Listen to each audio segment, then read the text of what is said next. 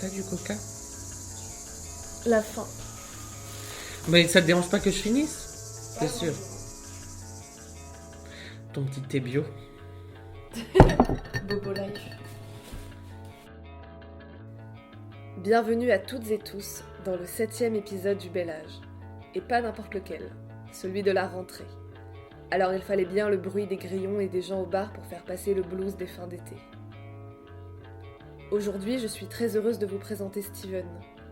On est très amis depuis 3 ans, on s'est rencontrés à la fac et on a une confiance absolue en l'autre. C'est une amitié forte et sincère. On se dit ce que l'on ressent, on se confie beaucoup. On a enregistré cet épisode un matin, chez moi, un thé dans mes mains et un coca dans les siennes, sa cigarette électronique toujours près de lui.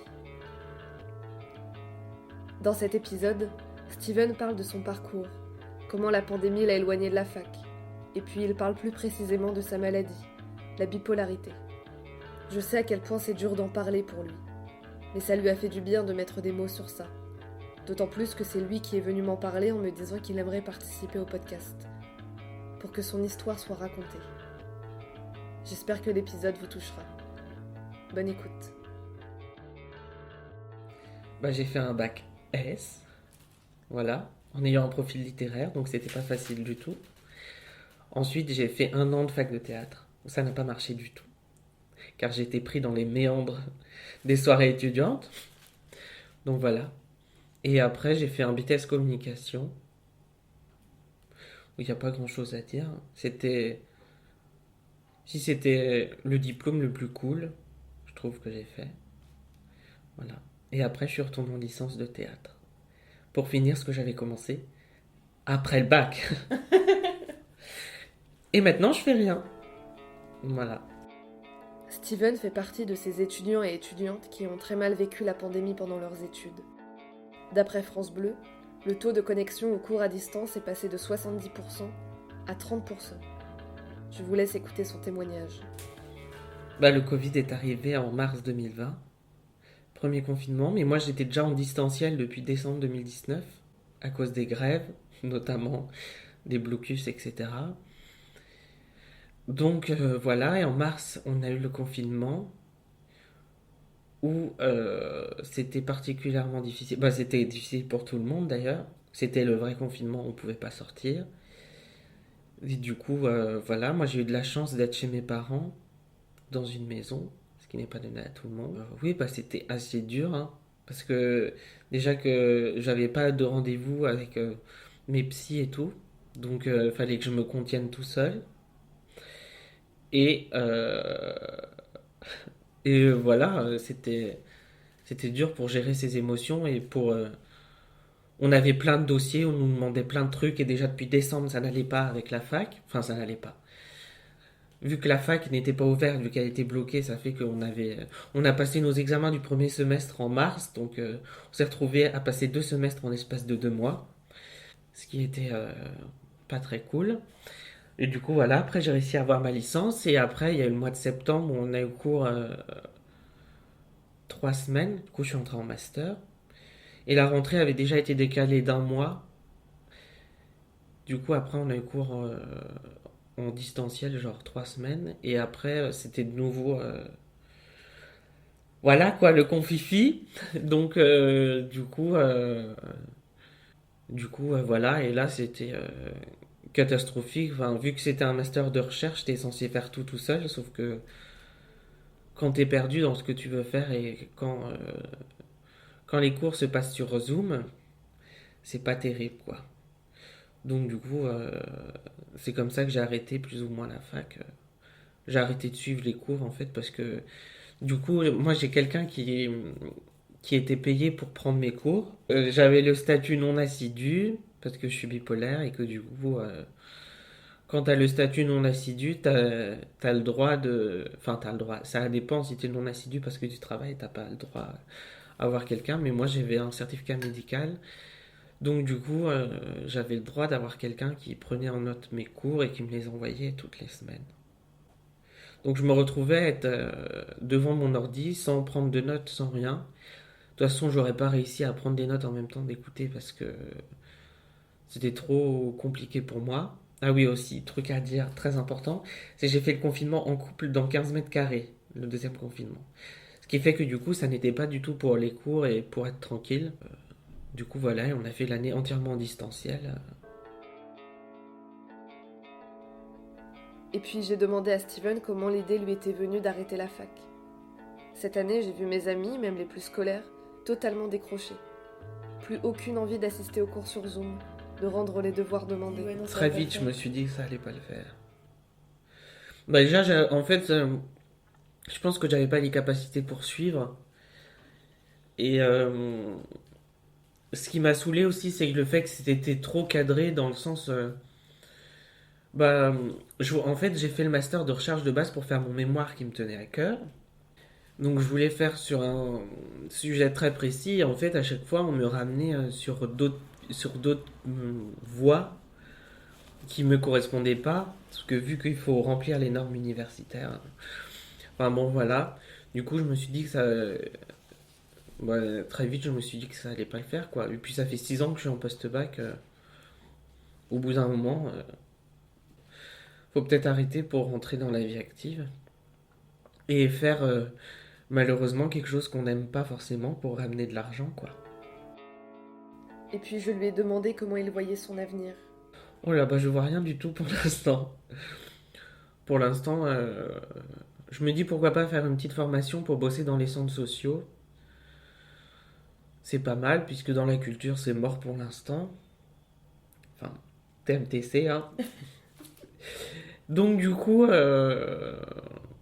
pour l'instant, faire un truc qui me plaît à peu près et avoir mes projets à côté, en espérant être capable, enfin d'avoir les épaules pour gérer les deux, et pas me laisser bouffer par l'un ou par l'autre.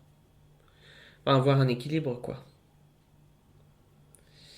Mais bon, c'est pas gagné pour l'instant. Donc, à part que j'ai multiplié les diplômes pour au final,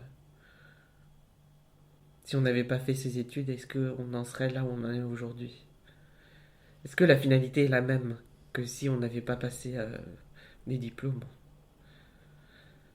Parce que du coup, on a profité niveau vie étudiante, mais mais après professionnellement, on n'a pas avancé. Enfin, on n'a pas. On... Enfin, tu vois ce que je veux dire? Et ça, c'est compliqué. Ouais, du coup, ça te fait peur, l'avenir? Ah oui, oui, oui, c'est mon angoisse numéro une. Mais bon, on vit avec, hein. De toute façon, on n'a pas le choix. Donc, bon. Y a pas un truc où tu te dis, je vais y arriver, je Bah, crois en j'espère moi? y arriver, mais pour l'instant, j'y arrive pas. Donc, tant que tu vois pas le bout du tunnel, t'es toujours dedans, quoi. Et tu penses que ça, c'est dû à tes études? Ou est-ce que c'est dû, à la société en général? Les deux. Ah, on en parlait d'ailleurs hier avec Lucie, on en a parlé. Le fait de que en fait on est stressé parce que il y a beaucoup de monde autour de nous qui ont enfin qui ont pas un parcours facile mais qui ont trouvé leur voie directe et qui professionnellement ont réussi vite et que c'est ce que enfin dans la société généralement ça arrive assez vite ça. Et nous on est un peu en retard dans le sens où on a toujours rien quoi. On a poursuivi la conversation en parlant de sa maladie. Comment il a su ce qu'il avait? Est-ce que ça a été diagnostiqué tout de suite? Comment il a vécu cette période de sa vie où il savait que quelque chose n'allait pas, mais où il n'arrivait pas à mettre de mots dessus? Bah je suis suivi depuis mes 16 ans donc tu savais pas? Si, si. Je te connais, hein. Ouais, c'est vrai. Si, ça a été au moment de Scam, le moment où je me suis dit qu'il y a un truc qui allait pas. Ouais, 2018. Je me suis beaucoup reconnu en lui et j'avais une psychiatre horrible à Lille, donc j'avais une psychiatre horrible à Lille qui, quand ça n'allait pas ou qui, qui voulait direct m'interner et tout, et elle n'était pas à l'écoute quoi. Alors que le, le psychologue, enfin, quand j'ai parlé de scam, par exemple, m'a vachement écouté et m'a dit ah oui, faudrait, faudrait voir, il y a peut-être un petit souci. En gros, dans Scam, la saison 3, c'est centré sur un personnage. Enfin, c'est pas centré sur le personnage qui est bipolaire, mais c'est centré sur un autre personnage qui est en quête de son orientation sexuelle. Et en fait, le mec dont il tombe amoureux est bipolaire. Et du coup, on voit différentes scènes où on voit ses symptômes. Et, et du coup, voilà quoi, c'est de là que je me suis vachement reconnu dedans. En moins extrême, parce que bon, les séries ça fait des clichés, donc voilà. Mais c'est là que je me suis reconnu et que je me suis dit qu'il y a un truc qui allait pas. Bah déjà de base, j'étais suivi pour dépression chronique, donc je me suis jamais vraiment posé la question. Et après, quand j'ai commencé à y penser, euh, donc j'en ai parlé à mon psychologue et tout ça, qui m'a dit effectivement, faudrait voir. Sauf qu'en fait, c'était le moment où je suis parti à Rennes. C'est entre le moment où je suis parti de Lille et que j'ai été à Rennes. Et quand j'ai été à Rennes, en fait, ça a été assez vite parce que il avait le compte rendu de mes psys de Lille. Et au final, dès la première séance, avec le nouveau psychiatre qui était excellent d'ailleurs, rien à voir avec celui de Lille, m'a diagnostiqué direct au vu des symptômes et au vu de mon compte rendu depuis, parce que ça faisait 4, 3 ans et demi que j'étais suivi à Lille. Donc du coup finalement ça a été assez vite quoi. Et après je me suis beaucoup renseigné parce que forcément la bipolarité, bah, les gens ont beaucoup de clichés. On voit la personne folle qui change d'humeur en 3 secondes, qui tape des crises et tout. Euh, Or c'est pas ça. Enfin, en soi, si ça arrive, ce sont des symptômes, quoi. Donc voilà. Mais je suis perdu. Non, mais voilà, après, je l'ai su très vite, donc j'ai commencé à me renseigner pour en savoir plus sur la maladie, pour être bien renseigné. Et en fait, au début du diagnostic, apparemment, c'est assez normal, mais du coup, ça fait un peu comme un déni de grossesse, où en gros, quand on t'annonce que t'es enceinte alors que pendant 6 mois tu l'étais, que t'avais pas de ventre, bah le lendemain, t'as ton ventre qui pousse. Et ben là c'est pareil, un peu du jour au lendemain, mentalement, t'as tout qui est multiplié quoi. Du genre, bah, tes changements d'humeur qui sont plus rapides, qui sont plus intenses, tes émotions qu'il faut que tu gères, ton stress qui est beaucoup plus élevé. Et, et du coup, ça, c'est pas facile la partie là parce que. Mais j'ai la chance de bien être suivi à Rennes parce que c'est une des villes de France où la psychiatrie est la meilleure, faut le savoir. Du coup, euh, du coup, j'ai plutôt bien été suivi. J'ai été suivi par 3 personnes. Enfin, je suis toujours suivi. Enfin, j'ai changé de CMP, mais de base, je suis suivi par une infirmière, un psychiatre et une psychologue. Et ça a été compliqué, quoi, après, quand même. J'ai passé une année parce que, en fait, bah, toute ma rentrée scolaire quand je suis parti à Rennes, ça a été voir des médecins pour avoir plusieurs diagnostics. Même si le diagnostic avait déjà été posé de base, mais pour confirmer que, enfin, voilà, que c'est bien ça et tout ça. Et ensuite, il y a eu l'introduction des médicaments, donc où tu vois souvent ton psychiatre pour faire un point. Donc du coup, mon année a été un peu gâchée, enfin au niveau des études pour ça, même si j'ai eu ma licence. C'était très axé sur le médical, quoi. Où fallait faire des prises de sang, aller au rendez-vous, voir les psys toutes les semaines, enfin voilà quoi. Après, quand t'es un petit peu plus stabilisé, t'as moins de suivi, quoi, donc ça va.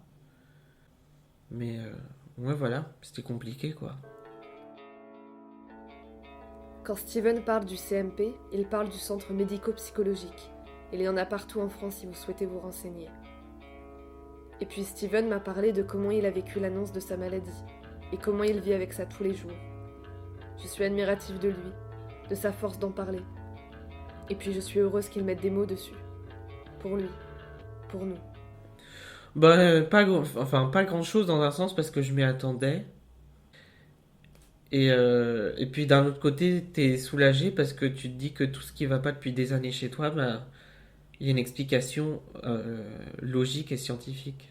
Mais par contre, après, c'est un peu la désillusion. Tu crois que les médicaments vont être le remède miracle et en fait, pas du tout, quoi. Donc bon. Et ce qui est horrible avec le fait d'être bipolaire, c'est que tu peux jamais lâcher prise. Du coup, ça, c'est dur. Et le fait de qu'on te dise que tu l'es et que toute ta vie, tu vas devoir tout le temps avoir le self-control et jamais des moments où ça ira parfaitement bien, quoi. C'est dur de... C'est un peu comme si t'étais condamné, quoi. À vie. Bon, voilà, enfin, c'est pas triste, mais bon. Mais c'est bien que t'en parles. Enfin, voilà. Mais c'est une charge mentale d'en parler quand même, hein. Mais ça te fait du bien? Ça va, oui, bah ça fait 2 mois que j'ai pas vu de psy, donc bon. J'en ai pour 30 secondes. Je suis stressé, du coup, je me dépêche. Moi, je trouve ça bien que t'en parles. Il y en a qui se peu. reconnaîtront, hein. Ouais, puis il y a tellement peu de témoignages sur ça. Enfin, tu vois, quand tu nous as dit que t'étais bipolaire, moi, je savais même pas ce que c'était. Ouais, on a plein qui savent pas ce que c'est. Bon, voilà, je suis de nouveau prêt. Alors, la bipolarité, c'est une fluctuation d'humeur, euh, soit plus ou moins longue, parce qu'il y a plusieurs types de bipolarité. Donc, c'est-à-dire que en gros, la personne lambda a son humeur qui varie, c'est normal, tout le monde a son humeur qui varie, sauf que ça varie raisonnablement. Alors que quand tu es bipolaire, quand t'es en phase, ça s'appelle les phases up, t'es en mode grave hyperactif, tu veux tout faire, t'as plein de projets, tu crois que tu vas tout arriver à faire et tout. Et quand t'es en dépression, t'as envie de te suicider en gros. Voilà, c'est ça. Mais je caricature pour que à peu près, voilà. Ensuite, il y a des intervalles, enfin, il y en a qui font... Moi, je fais de l'hypomanie, c'est-à-dire que en gros, mes épisodes hauts sont pas, enfin, sont hauts, mais par contre, j'irai pas me mettre à poil à courir dans la rue. Donc, c'est un peu un cliché, mais il y en a qui font ça. Ça doit être très drôle d'ailleurs, mais bon. Du coup, voilà. Alors que, et par contre, donc t'as ceux qui font des manies, c'est-à-dire la plupart du temps ils se font hospitaliser parce que leur cerveau s'arrête pas, du coup il faut qu'ils soient sous sédatifs et tout. Et t'en as d'autres qui font de l'hypomanie. Et ensuite t'as des intervalles différents. Moi par exemple ça varie plus en semaines, et t'en as où ça varie en mois. Ça peut durer 3, 4 mois. Et donc du coup voilà enfin c'est en gros c'est une fluctuation anormale de l'humeur quoi. Et c'est difficile à déterminer parce que qu'est-ce que la limite quoi entre les deux phases. Et du coup ensuite ce que tu ressens quand ça t'arrive c'est difficile à expliquer. C'est en gros tu vas avoir si tu es en phase haute, tu vas avoir ton cerveau qui va à 10 000 à l'heure, tu vas vouloir faire plein de trucs. Sauf qu'en fait, en voulant faire plein de trucs, tu vas rien faire parce que tu vas tellement être partout que du coup. Prenons un exemple, ça va être plus simple pour expliquer. Quand il y avait la période où j'étais en BTS, je devais être bipolaire sans le savoir. Mais j'arrivais à enchaîner en me levant à 5 heures du matin tous les jours, en me couchant à 2 heures du mat, et en faisant plein de énormément de projets, quoi. Et, euh, et après, il y a eu le BDE. Le soir, on enchaînait, qu'on buvait. Le lendemain, on arrivait en cours un peu encore pompette. Et c'est en fait être dans l'excès. C'est difficile à expliquer. Mais en gros, oui, t'as ton cerveau qui fuse et t'arrives pas à arrêter, quoi. Et bah, la dépression, tout le monde sait ce que c'est une dépression. Donc voilà, quoi. Et ça peut aller soit d'être triste ou soit d'avoir envie de te suicider. Ça dépend de, de ton degré à ce moment-là. Et moi, j'ai l'impression que je suis jamais vraiment entre les deux phases. Je suis plutôt. Mais avec les médicaments, c'est un peu réduit. Mais du coup, voilà quoi. Et aussi, bah, t'as le libido qui joue beaucoup. Soit t'as envie de sauter sur tout ce qui bouge, soit t'as envie de rien faire. T'as ton sommeil. Et voilà quoi. Mm. T'as aussi l'appétit, soit tu manges pas, soit tu manges beaucoup. Et aussi, j'ai oublié de dire que quand t'es bipolaire, généralement, t'as le l'anxiété, l'hypersensibilité qui est liée. Donc la gestion de tes émotions est forcément touchée. Et le fait que du coup que tu sois anxieux tout le temps. J'ai l'impression de faire une description clinique. Tu sais. Je suis fière de toi. Bah pourquoi? Bah parce que je trouve ça bien que t'en parles. Mm. J'ai ensuite demandé à Steven s'il s'était reconnu dans des œuvres, au cinéma mais aussi dans des BD, romans, etc. Et il m'a notamment cité Goupil en face, de Lou Luby, une BD qui l'a beaucoup aidé.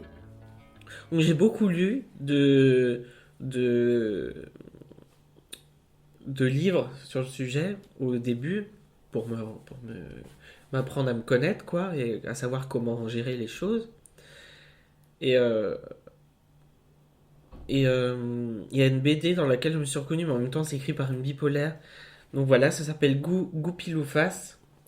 Et c'est vraiment un livre excellent qui explique. Je l'ai d'ailleurs fait lire à mon entourage pour parce que je trouvais que c'était une belle façon de. Parce que quand t'es bipolaire, c'est dur pour toi, mais c'est aussi dur pour ton entourage parce que ils savent pas forcément comment réagir.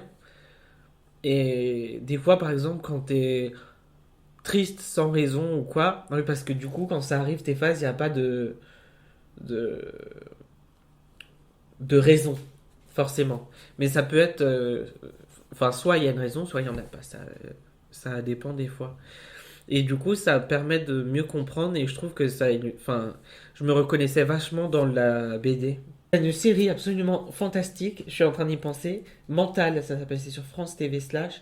Il faut absolument la regarder, c'est hyper bien représenté. Il n'y a pas que la bipolarité, il y a la schizophrénie, il y a le borderline.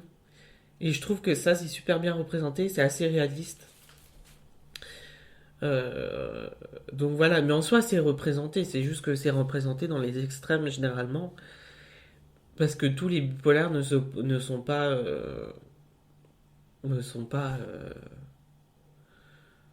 dans les extrêmes, quoi.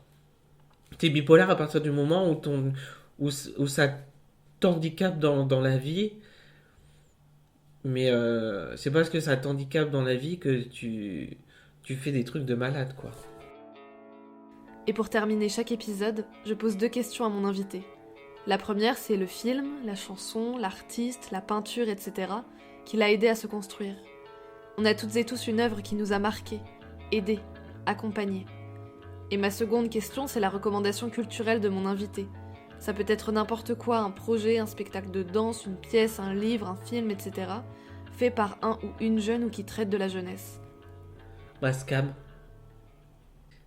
Bah, parce que du coup, vu que je me suis vachement reconnu en un personnage, ça m'a permis de me comprendre comment je fonctionnais moi. Bah, il y a Scam, hein, Tu parles que de encore. scam en fait.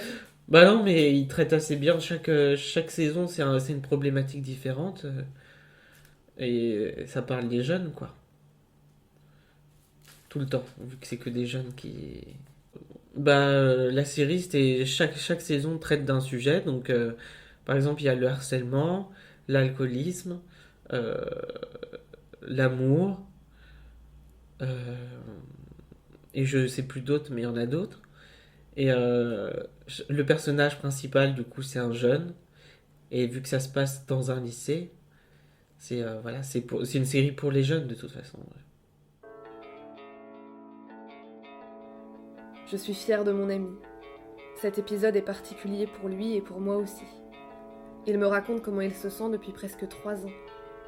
3 ans que j'essaye de l'accompagner dans la vie, de le pousser toujours à vivre de jolies choses, à l'écouter, beaucoup, à être là. Je me rappelle très bien quand il m'a annoncé qu'il était bipolaire. Étrangement, j'étais en train de courir, ce qui ne m'arrive jamais. J'étais face à une pharmacie et il m'a appelé. Il était inquiet et soulagé en même temps que le diagnostic soit posé. Il m'a longtemps demandé si je l'aimais toujours malgré qu'il soit bipolaire. La réponse est évidente. Comme pour l'épisode avec Carole où elle parle de la dépression, les avoir dans mon podcast est nécessaire. Je le sais, je le sens. Alors, merci Steven pour ta parole. Merci à vous d'avoir écouté cet épisode. Comme d'habitude, si l'épisode vous a plu, n'hésitez pas à le partager sur les réseaux sociaux et à en parler autour de vous. Vous pouvez toujours m'envoyer des messages sur le compte Instagram du podcast, Le Bel Âge Podcast, sur votre barre de recherche, Bel B-E-L, ou sur la boîte mail lebelagepodcast, tout attaché, @gmail.com. J'espère que votre été a été doux et joyeux. Pour ma part, j'ai eu la chance d'aller au Festival de Cannes en juillet et de voir plein de beaux films sur la jeunesse. Il y en a un qui vient tout juste de sortir que j'ai passionnément aimé. Une histoire d'amour et de désir de Leïla Bouzid avec Sami Outalbali et Zbeda Belajamor. Le film a notamment reçu 2 prix au Festival d'Angoulême la semaine dernière, meilleur film et meilleur acteur. Leurs mots, là-bas, disent à quel point il faut aller voir ce film. C'est très important aujourd'hui de aussi donner une liberté nouvelle aux hommes, aux récits qui sont consacrés aux hommes, de permettre leurs doutes, qu'ils assument leur fragilité et qu'ils puissent réinventer une nouvelle masculinité parce qu'on en a tous besoin, je pense, aujourd'hui. Merci. Bravo. C'est un film sur l'acceptation des doutes, des questions, sur l'amour, sur le désir évidemment, mais sur la fragilité et sur l'importance du dialogue également. Et je pense que c'est avec ça qu'on peut régler beaucoup de choses aussi, intérieurement mais sociétalement également. Avant de vous quitter, je tenais à vous remercier d'avoir continué à écouter Le Bel Âge cet été. Ça touche mon cœur puissance 1000. On se retrouve dans 15 jours pour le prochain épisode. En attendant, je vous laisse avec la voix magique d'Aaron Nordson, croisé à Cannes. Sa voix me fait tellement de bien que je suis obligée de vous partager ce moment. À bientôt. Et belle rentrée à tous et toutes. Prenez soin de vous.